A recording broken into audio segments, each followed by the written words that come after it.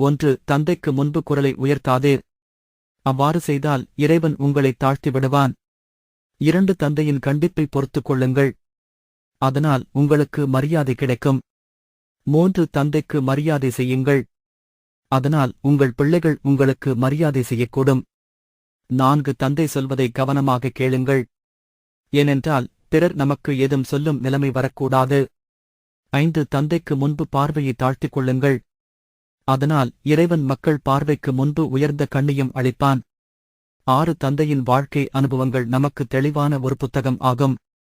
அந்த ஒவ்வொரு பக்கத்தைக் கொண்டு பாடமாக எண்ணி பயன் அடைந்து கொள்ளுங்கள்.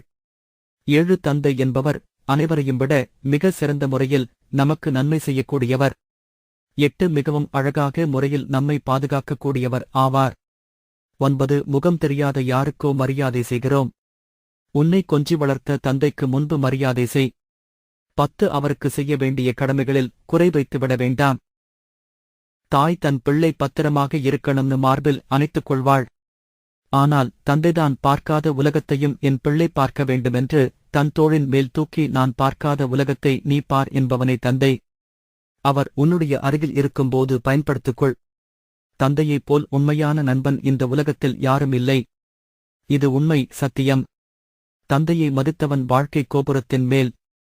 தந்தையை மதிக்காதவன் வாழ்க்கையில் எந்த உயரத்திற்கும் செல்வது கடினம். நன்றி.